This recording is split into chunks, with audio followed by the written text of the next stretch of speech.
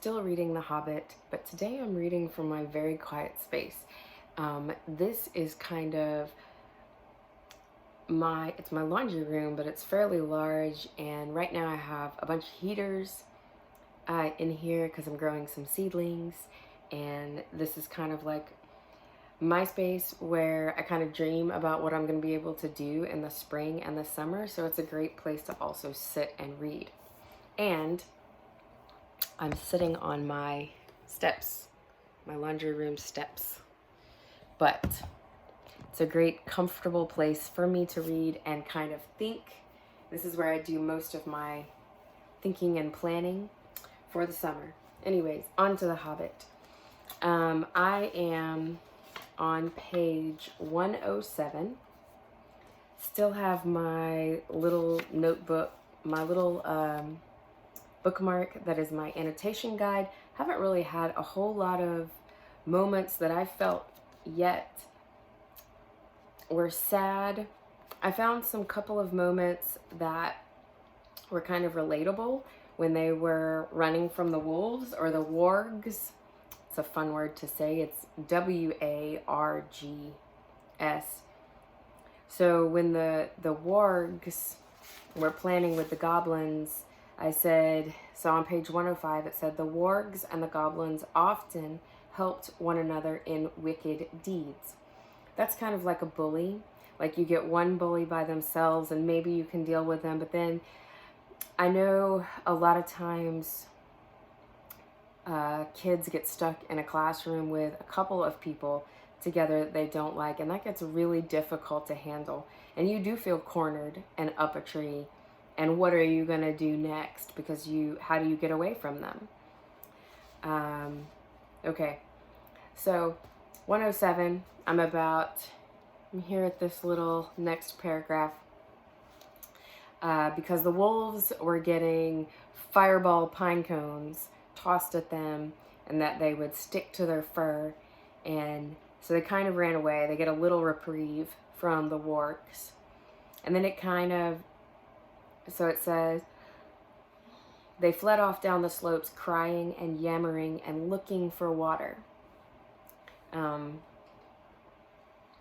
What's all this uproar in the forest tonight? Said the Lord of the Eagles. So we've gone to a completely different group of characters. So one thing I've noticed about The Hobbit is there's different groups of people. So you have the hobbits, you have Gandalf, and he's kind of a wizard, seemingly by himself. You have the dwarves, we've met the goblins, the elves. So everybody has their own little groups. And so now you have the Lord of the Eagles. He was sitting, black in the moonlight, on the top of a lonely pinnacle of rock at the eastern edge of the mountains. I hear wolves' voices. Are the goblins at mischief in the woods? So it kind of sounds like he's the night guard. He swept up into the air, and immediately 2 of his guards from the rocks at either hand leaped up to follow him. They circled up in the sky and looked down upon the ring of the wargs, a tiny spot far below.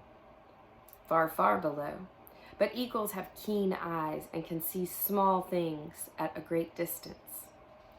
The Lord of the Eagles of the misty mountains had eyes that could look at the sun unblinking and could see a rabbit moving on the ground a mile below, even in the moonlight.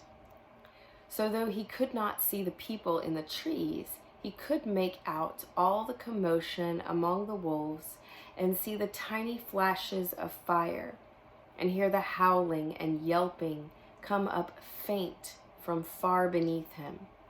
Also, he could see the glint of the moon on goblin spears and helmets. As long lines of the wicked folk crept down the hillsides from their gate and wound into the wood. Okay, so he was watching the fire. It's just kind of retelling the fire scene from a different perspective, because it says he could see the tiny flashes of fire. So that was when Gandalf was throwing the pine cones at the wolves. He could also see the glint of the moon on goblin spears and helmets. So lets us know the goblins are getting closer, and that they're almost into the woods. Eagles are not kindly birds. Some are cowardly and cruel, but the ancient race of the northern mountains were the greatest of all birds. They were proud and strong and noble-hearted. They did not love goblins or fear them when they took any notice of them at all, which was seldom, for they did not eat such creatures. They swooped on them and drove them shrieking back to their caves and stopped whatever wickedness they were doing. The goblins hated the eagles and feared them, but could not reach their lofty seats or drive them from the mountains. Tonight the Lord of the Eagles was filled with curiosity to know what was afoot. So he summoned many other eagles to him, and they flew away from the mountains and slowly circled. Ever round and round they came down towards the ring of the wolves and the meeting place of the goblins. A very good thing, too. Dreadful things had been going on down there. The wolves that had caught fire and fled into the forest had set it alight in several places. It was high summer, and on this eastern side of the mountains there had been little rain for some time.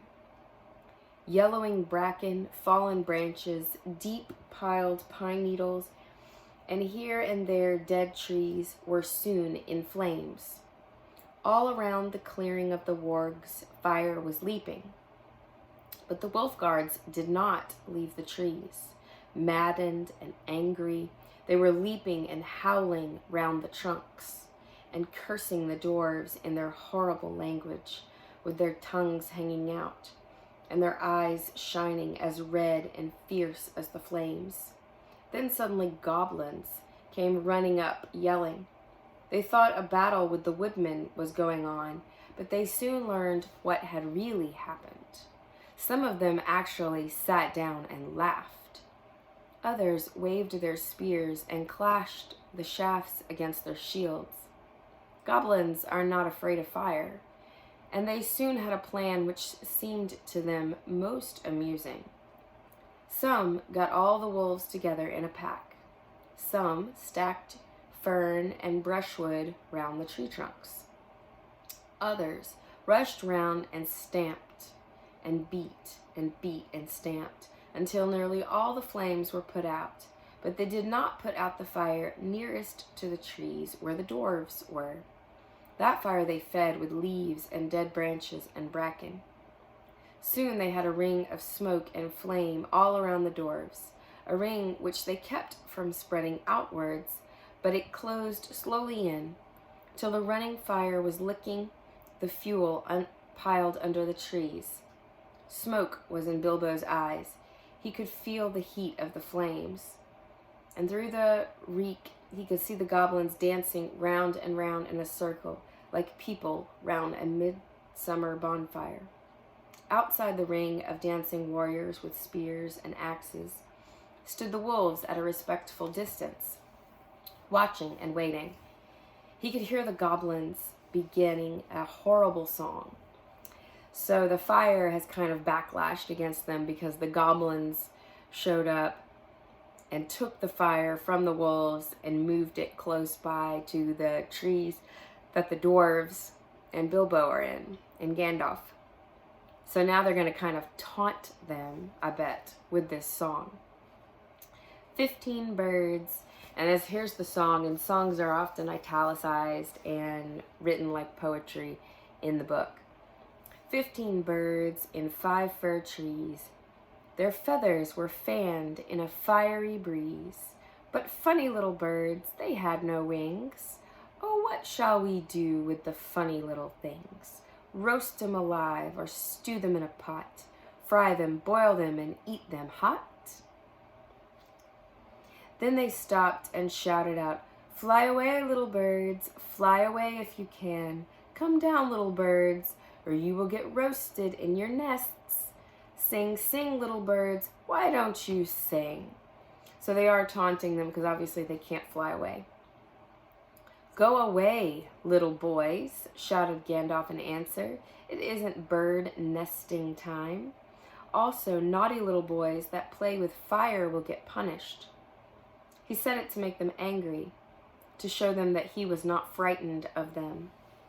Though, of course, he was, wizard though he was. But they took no notice and went on singing, "Burn, burn, tree and fern, shrivel and scorch a fizzling torch, to light the night for our delight, yea. Bake 'em and toast 'em, fry 'em and roast 'em, till beards blaze and eyes glaze, till hair smells and skins crack." That's a terrible, horrifying visual. "Fat melts and bones black in cinders lie beneath the sky. So dwarves shall die and light the night for our delight, yea. Yea, Harry, hey, yea." And with that yea, the flames were under Gandalf's tree. In a moment it spread to the others. The bark caught fire, the lower branches cracked. Then Gandalf climbed to the top of his tree. The sudden splendor flashed from his wand like lightning as he got ready to spring down from on high right among the spears of the goblins. That would have been the end of him, though he probably would have killed many of them as he came hurtling down like a thunderbolt. But he never leapt. Just at that moment the Lord of the Eagles swept down from above, seized him in his talons, and was gone. There was a howl of anger and surprise from the goblins. "Loud," cried the Lord of the Eagles, to whom Gandalf had now spoken. Back swept the great birds that were with him, and down they came like huge black shadows. The wolves yammered and gnashed their teeth. The goblins yelled and stamped with rage and flung their heavy spears in the air in vain. Over them swooped the eagles. The dark rush of their beating wings smote them to the floor or drove them far away. Their talons tore at goblins' faces. Other birds flew to the treetops and seized the dwarves, who were scrambling up now as far as they dared to go. Poor little Bilbo was very nearly left behind again. He just managed to catch hold of Dory's legs, as Dory was borne off last of all, and they went together above the tumult and the burning, Bilbo swinging in the air with his arms nearly breaking. Now, far below, the goblins and the wolves were scattering far and wide in the woods. A few eagles were still circling and sweeping above the battleground. It's a short battle, though. The flames about the trees sprang suddenly up above the highest branches. They went up in crackling fire. There was a sudden flurry of sparks and smoke. Bilbo had escaped only just in time. Soon the light of the burning was faint below, a red twinkle on the black floor, and they were high up in the sky, rising all the time in strong, sweeping circles.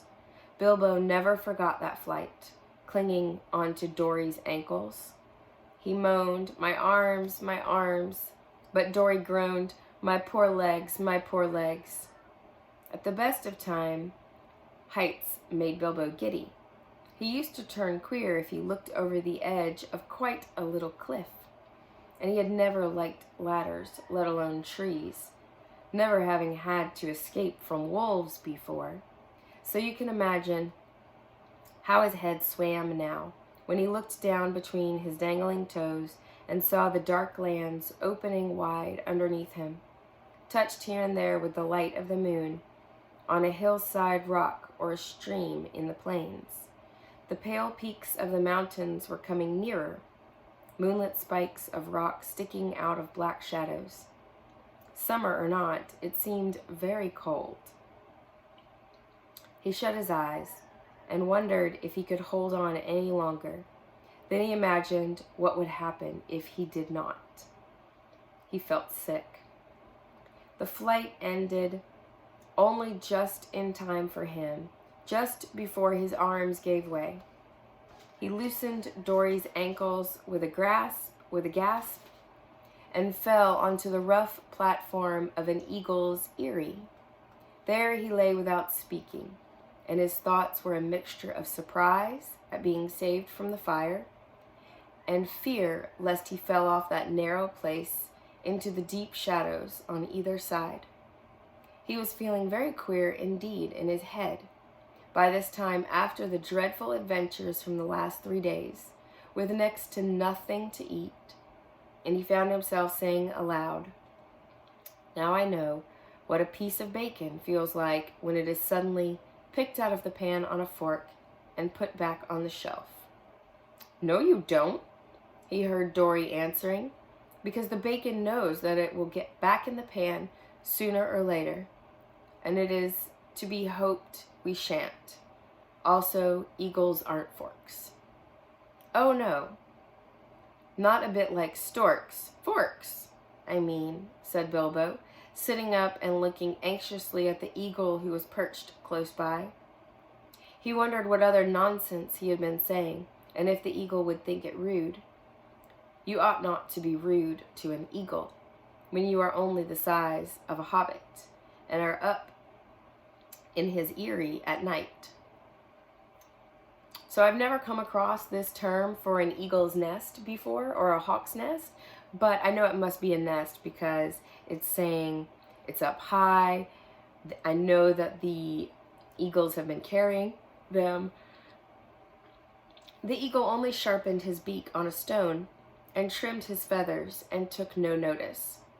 Remember, they're kind of aloof. They don't pay attention to the goblins because they don't bother them. But now they've decided to help these creatures.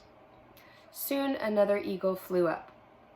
"The Lord of the Eagles bids you to bring your prisoners to the great shelf," he cried, and was off again.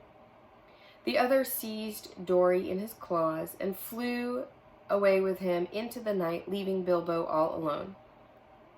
He had just strength to wonder what the messenger had meant by prisoners, and to begin to think of being torn up for supper like a rabbit when his own turn came.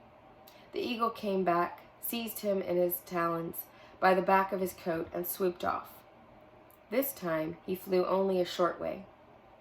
Very soon Bilbo was laid down, trembling with fear, on a wide shelf of rock on the mountainside.